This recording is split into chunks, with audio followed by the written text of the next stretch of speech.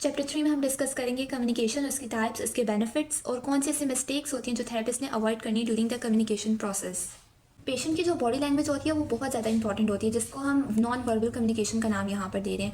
अब होता क्या है, पेशेंट बेशक अपने अल्फाज से कहता रहे कि मुझे इस जगह पे दर्द नहीं होता, लेकिन जब आप उसकी मूवमेंट या पल्पेशन करते हो तो आप देखोगे कि उसकी बॉडी लैंग्वेज चेंज हो जाती है। अब बॉडी लैंग्वेज से क्या मतलब है कि या तो वो ऐसे आपको एक्सप्रेशंस देना शुरू कर देता है या कोई उसकी ऐसे वो मूवमेंट ऐसी शो करता है away from the painful side, ठीक है, या फिर वो आपको रोकने की कोशिश करता है कि डोंट टच मी, ठीक है। वो इस तरह से कुछ ऐसा साइन शो करता है जिस पे अगर आप फोकस करो तो आपको ज़्यादा इन्फॉर्मेशन मिल सकती है। और ये जो बॉडी लैंग्वेज होती है वो उसके कंट्रोल में नहीं होती, क्योंकि वो उसका रिफ्लेक्स एक्शन होगा। और हमें पता है रिफ्लेक्स एक्शन की अंदर जो मैकेनिज्म चल रहा होता है वो इतना फास्ट होता है कि एक ह्यूमन बींग उसे अनलेस कि वो बहुत ज़्यादा ट्रेन ना हो वो उसे रोक नहीं सकता, ठीक है। बेशक वो अल्फाज में अपने आप को रोक लेगा कि मैंने ये नहीं बताना डॉक्टर को, लेकिन जब उसकी वो बॉडी लैंग्वेज होगी या जब आप उसे पैल्पेट करोगे तो वो अपने फेशियल एक्सप्रेशंस को नहीं रोक सकेगा, बॉडी की मूवमेंट को नहीं रोक सकेगा। तो इसलिए ये हमारे पास बहुत ज़्यादा इंफॉर्मेटिव होती है। हमारे पास दो कॉन्सेप्ट्स को एक्सप्लेन किया हुआ है, कॉन्ग्रुएंसी वर्सेस इनकॉन्ग्रुएंसी। कॉन्ग्रुएंसी का मतलब होता है जब दो चीज़ें सेम हो, like verbal and non verbal communication same है। पेशेंट आपसे जो कह रहा है उसकी बॉडी लैंग्वेज भी आपको वही सब बातें शो कर रही है, तो हम कहेंगे पेशेंट की कम्युनिकेशन कॉन्ग्रुएंसी में है, यानी कि सेम चल रही है, ठीक है। लेकिन अगर पेशेंट के अल्फाज और उसकी बॉडी लैंग्वेज मैच नहीं कर रही, जो इन्फॉर्मेशन वो आपको बता रहा है और जो उसके फेशियल एक्सप्रेशन है, उसके रिस्पॉन्सेज हैं, वो दोनों ऑपोजिट हैं, तो हम कहेंगे दोनों चीज़ें सेम नहीं है, यानी कि दोनों चीज़ें इनकॉन्ग्रुएंट है। हमारे पास बॉडी लैंग्वेज में क्या क्या कंपोनेंट्स आते हैं, हम पेशेंट की टोन ऑफ वॉइस को चेक कर रहे होते हैं, फेशियल एक्सप्रेशंस को देख रहे होते हैं, आई मूवमेंट्स को और लेग फुट आर्म मूवमेंट्स को। अब ये वो सारी चीज़ें अगर आप इमेजिन करें एक बंदा आपके सामने खड़ा होकर झूठ बोल रहा है तो आपको किन चीज़ों से पता चलता है, कौन से ऐसे साइंस होते हैं कि आपको शक होता है कि ये बात जो कह रहा है वो गलत है या ये मुझसे जेन्युइन नहीं है, ये बंदा मेरे साथ झूठ करे, मेरे साथ धोखा करे। तो आप उसकी अगर तो बंदा एनजाइटी में जा रहा हो झूठ बोलते वक्त, तो वो अपने बार बार आर्म्स को या फुट को मूव करता है, वो आपसे नज़रें नहीं मिला रहा होता, ठीक है। उसके जो चेहरे के रंग से भी आपको पता चल जाता है, ओके। तो इस तरह की चीज़ें होती हैं। उसकी जो टोन होती है वो थोड़ी सी लो हुई होती है या वो बहुत ज़्यादा चीख रहा होता है, ठीक है। आपके पास थोड़े साइंस होते हैं जिनसे आपको पता चलता है कि ये सही है या गलत है, और फिर उससे आप डिसाइड करते हो कि पेशेंट ने जो असेसमेंट के दौरान आपको इन्फॉर्मेशन दी वो कॉन्ग्रुएंस थी या इनकॉन्ग्रुएंस थी। तो अभी तक हम डिस्कस कर रहे थे पेशेंट की बॉडी लैंग्वेज को, अब हम डिस्कस करेंगे थेरेपिस्ट की बॉडी लैंग्वेज कैसी होनी चाहिए ड्यूरिंग कन्वर्सेशन या ड्यूरिंग कम्युनिकेशन। तो वो थेरेपिस्ट जो है वो पेशेंट के अकॉर्डिंग अपनी बॉडी लैंग्वेज चेंज कर रहा होता है। जैसे कि फॉर एग्जांपल अगर पेशेंट की सिटिंग बहुत हाई है तो थेरेपिस्ट की भी सिटिंग हाई होनी चाहिए, अगर वो बहुत लो है तो थेरेपिस्ट की सिटिंग भी लो होनी चाहिए। अब यहाँ पर जो बात लिखी हुई है कि head at the same angle, इसका मतलब है कि अगर पेशेंट आपके पास सर झुका के बैठा हुआ है ना, तो थेरेपिस्ट भी थोड़ा सा अपना हेड डाउनवर्ड मूव करेगा। लेकिन ऐसी बात नहीं है कि अगर पेशेंट को टॉर्टिकोलिस है, यानी कि एक तरफ की उसकी बेंडिंग हुई है ड्यू टू सम डिजीज़, तो थेरेपिस्ट भी अपनी जो गर्दन है वो एक तरफ यूँ लटका के बात करे, दिस इज़ रॉन्ग, ठीक है। मिमिक नहीं करना उसको, आपने उसे कंफर्टेबल करवाना है। लाइक अगर पेशेंट के हैंड्स इस पोजीशन में, थेरेपिस्ट अपने हैंड्स उसमें रख सकता है, ब्रीदिंग रेट को फॉलो कर सकता है, स्पीकिंग और लाउडनेस को, यानी कि जिस टोन या टेम्पो में पेशेंट बात करे। अब इसका ये मतलब नहीं है अगर पेशेंट को एस्थमा है तो आपने भी एस्थमेटिक वे में अपनी सांस लेना स्टार्ट कर देनी है। इट इज़ लाइक कि हर किसी की ना अपनी पर्सनैलिटी होती है। अगर आपके पास पेशेंट जो है वो बहुत जॉली पर्सनैलिटी का आगे, वो बहुत तेज़ तेज़ बात करता है, ऊंची आवाज़ में बात करता है, तो थेरेपिस्ट को भी उसके साथ एक कंफर्टेबल इन्वायरमेंट बनाने के लिए उसी चीज़ को फॉलो करना है, ठीक है। अपनी पर्सनालिटी को थोड़ा मोल्ड करना है उसके साथ। वो ऐसे नहीं कि पेशेंट बहुत जो आपके पास हाई एनर्जी का आगे है और थेरेपिस्ट बहुत लो एनर्जी का, तो पेशेंट डिसअपॉइंट हो जाएगा, वो कहेगा कि यार ये तो खुद ही नहीं, ये तो खुद ही थका थका सा है, तो ये मेरा क्या इलाज करेगा। इसी तरह अगर पेशेंट कोई आपके पास बहुत इंट्रोवर्ट टाइप का आ गया, या इंट्रोवर्ट तो नहीं, अगर हम कहें कि थोड़ा काम पर्सनालिटी का आगे, कुछ लोगों को शोर शराबा बिल्कुल पसंद नहीं होता, वो धीमे लहजे में बात करते हैं, ठीक है, उन्हें खामोशी अच्छी लगती है। और थेरेपिस्ट जो है वो आपका बहुत ज़्यादा जी ओवर एक्साइटेड स्टेट में हो, तो वो बिल्कुल गलत हो जाएगा, आप लोगों का एक बॉन्डिंग नहीं हो सकेगी। तो यहाँ पर थेरेपिस्ट का नॉन वर्बल या बॉडी लैंग्वेज उस चीज़ को हम काउंट करेंगे। पास आ जाती है वर्बल कम्युनिकेशन, यानी जो आप बातचीत करके वर्ड्स के थ्रू उसके साथ कम्युनिकेट कर रहे थे। अब इसकी वजह से क्या होता है कि हमें बहुत क्लैरिटी मिल जाती है पेशेंट की क्लिनिकल कंडीशन की। दूसरी बात इसमें बताई गई है कि अब हर किसी के पास अच्छे कम्युनिकेशन स्किल्स नहीं होते। ऐसा नहीं है कि अगर 100 बंदे आपके फिजियोथेरेपिस्ट बन गए हैं तो उन 100 लोगों को ही अच्छी कम्युनिकेशन आती है। ऑफकोर्स कुछ को नहीं आती होगी, कुछ के पास इतनी अपॉर्चुनिटीज़ नहीं होती, इतना एक्सपोजर नहीं होता, तो घबराने की कोई बात नहीं है। बहुत से हमारे पास ऐसी टेक्निक्स होती हैं, कुछ ऐसे पॉइंट्स होते हैं जिनको आप अगर सीख लो तो आप अच्छे कम्युनिकेशन स्किल्स को डेवलप कर सकते हो। तीसरी चीज़ इसमें फ्रेम ऑफ रेफरेंस की बात की गई है। फ्रेम रेफरेंस हर किसी का अलग होता है। पेशेंट का बैकग्राउंड अलग होगा, उसकी एथनिसिटी अलग होगी, वो जिन कंडीशन से गुजरा है, उसका जो पूरा चाइल्डहुड है, वर्क इन्वायरमेंट से है, वो जहाँ जॉब करता है, हर चीज़ ना अफेक्ट कर रही होती है आपके रिस्पॉन्स को। अगर एक पेशेंट कहता है कि मेरी पेन जो है वो 10 पॉइंट्स की है और एक पेशेंट उसी कंडीशन के साथ आके कहता है उतनी सेवेरिटी है उन दोनों की कंडीशन की, लेकिन वो दूसरा पेशेंट कह रहा है कि मेरी जो पेन है वो 5 है, यानी कि मुझे तो इतना दर्द ही नहीं होता, तो इसके क्लियर रीज़न भी हो सकते हैं कि दोनों का फ्रेम ऑफ रेफरेंस अलग है, दोनों के बैकग्राउंड्स अलग थे, दोनों के फैक्टर्स जो कंट्रीब्यूट कर रहे हैं उनकी अपब्रिंगिंग में, उनकी इन्वायरमेंट के, वो अलग अलग हैं, जिसकी वजह से उन दोनों के आंसर्स में या वर्बल कम्युनिकेशन में भी डिफरेंस आ रहा है।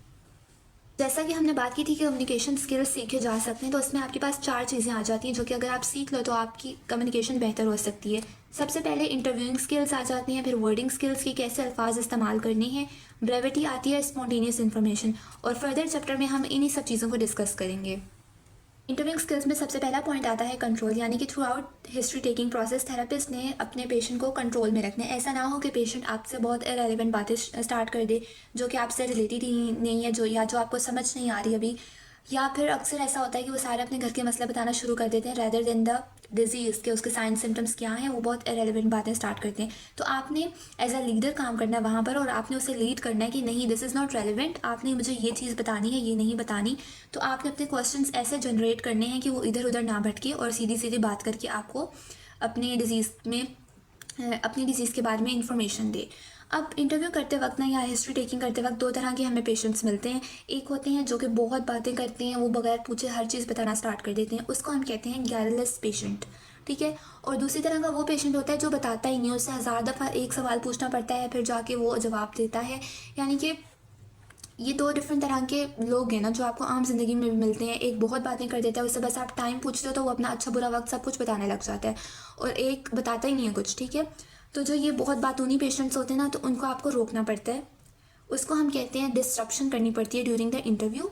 और जो रेटिसेंट पेशेंट होते हैं, यानी कि जो घबरा रहा होता है आपसे बात करने में, उसको आपको काउंसल करना पड़ता है। अब काउंसल कैसे करते हो, आप उसे बताते हो कि जो आप मुझे बता रहे हैं वो आपके लिए ही ज़रूरी है, वो आपके इलाज के लिए ज़रूरी है, और आप ऐसा फील ना करें कि आप मेरे से कंप्लेन कर रहे हैं, आप मुझे इन्फॉर्मेशन दे रहे हैं जो आपके और मेरे दोनों की इस ट्रीटमेंट को बेहतर करेगी और आपके अच्छे रिजल्ट्स लेकर आएगी, ठीक है। तो उससे थोड़ी हमें काउंसलिंग करनी पड़ती है। बाद हमारे पास कुछ स्ट्रैटेजीज आती हैं जिनसे हम अपने इंटरव्यू को बेहतर कर सकते हैं। सबसे पहले कि आपने आराम से बोलना है। स्लोली का मतलब ये नहीं है कि बिल्कुल 0.5 की स्पीड पे बोलो, कि नॉर्मल स्पीड पे बोलो कि दूसरा बंदा उसे कॉम्प्रिहेंड कर सके। वो एक बीमार मरीज़ है, ऑफ कोर्स वो इतनी तेज़ तेज़ आपकी बात को नहीं समझ सकता, वो अपनी तकलीफ़ में इस वक्त, तो आपने अपनी टोन ऐसी रखनी है, अपना लहजा ऐसा रखना है और स्पीड ऐसी रखनी है कि वो समझ सके। फिर डिलिबरेटली का मतलब है कि इंटेंशनली, ऐसे ही नहीं कि आपको खुद भी नहीं पता चल रहा आप किस चीज़ के बारे में पूछ रहे हो सवाल, इंटेंशनल हो के सवाल पूछना है, और सवाल जो है वो अपना छोटा रखना है।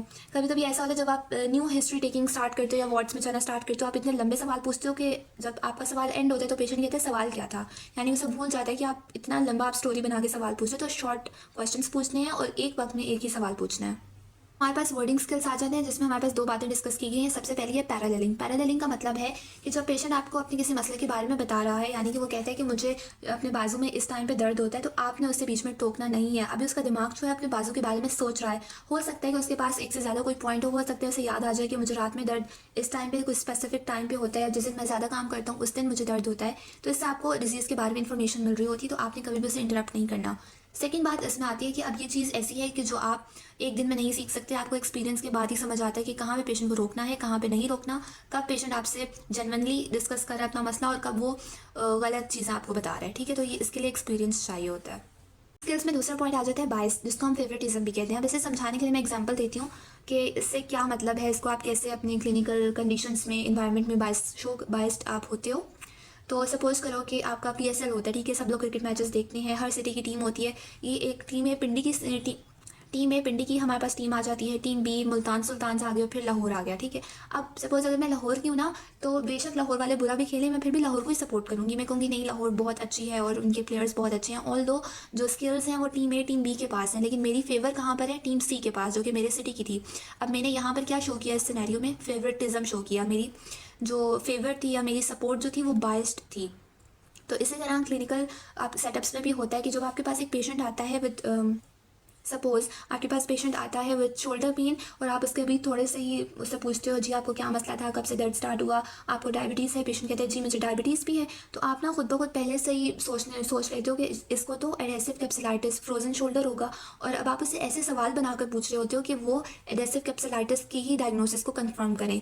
आप फेवरेटिज्म शो कर रहे हो। तो एक पर्टिकुलर डायग्नोसिस के हवाले से, आपकी पर्सनैलिटी बायस्ड हो जाती है। तो आपने अपने इंटरव्यू, असेसमेंट, कम्युनिकेशन में पेशेंट के साथ कभी भी इस चीज़ को नहीं करना होता। कम्युनिकेशन स्किल आता है ब्रेविटी। ब्रेविटी का मतलब होता है ब्रीफ रखना, मिनिमम वर्ड्स यूज़ करना। जब आप पेशेंट के साथ कम्युनिकेट कर रहे हो और सवाल पूछ रहे हो, जैसे हमने पहले इंटरव्यूइंग स्किल्स में भी कहा था कि अपने सवाल को आपने शॉर्ट रखना है, छोटा रखना है। तो इसी तरह जब पेशेंट आपसे कोई सवाल पूछ ले और आपने उसका जवाब देना हो, तो आप बहुत लंबी स्टोरी या उसे पूरी पैथोलॉजी नहीं बताने लग जाते बीमारी की, पूरी अपनी मेडिसिन की बुक्स में जो रट्टा लगा होता है वो चीज़ें नहीं बताते। आप उसे छोटे अल्फाज में, मतलब कि शॉर्ट वर्ड्स में उसका जवाब देते हो, जो उसे समझ भी आ जाए, जिसे वो कॉम्प्रिहेंड भी कर सके और वो उसे सुन के परेशान भी ना हो। ठीक है, तो ब्रेविटी ये ज़रूरी होती है आपके असेसमेंट के दौरान। पॉइंट हमारे पास स्पॉन्टेनियस इन्फॉर्मेशन का आता है। इसमें आपको बताया हुआ है कि जब आप इंटरव्यू ले रहे होते हो या हिस्ट्री ले रहे होते हो पेशेंट से, तो जो वो पेशेंट आपको आंसर करता है, आप उसी आंसर में से क्विकली कोई क्वेश्चन बनाते हो और फिर उससे पूछते हो। जैसे अगर पेशेंट आपसे कहता है कि मुझे इधर दर्द होता है कंधे में, तो आप उससे पूछते हो कब दर्द होता है। ठीक है, तो वो क्विकली उसका आंसर दे देगा और वो इन्फॉर्मेशन जो होगी वो ज़्यादा रिलायबल होती है, उसकी क्वालिटी बेहतर होती है, क्योंकि उसमें पेशेंट को इतना ज़्यादा सोचना नहीं पड़ रहा होता। वो फटाफट आपको आंसर दे रहे हैं, यानी कि उसको बिल्कुल प्रिसाइजली याद है कि उसे कब दर्द होता है, कितने टाइम का दर्द होता है और क्या क्वालिटी होती है उसके दर्द की, लाइक टाइप ऑफ पेन क्या है उसका। तो वो इन्फॉर्मेशन जो पेशेंट स्पॉन्टेनियसली आपको दे रहा होता है, या वो सवाल जो आप क्विकली कर रहे होते हो, ठीक है, आपको ज़्यादा सोचना नहीं पड़ रहा होता कि अच्छा ये मसला है तो अब मैं इसको ऐसे सवाल बनाकर पूछता हूँ तो शायद मुझे डायग्नोसिस में हेल्प हो जाए।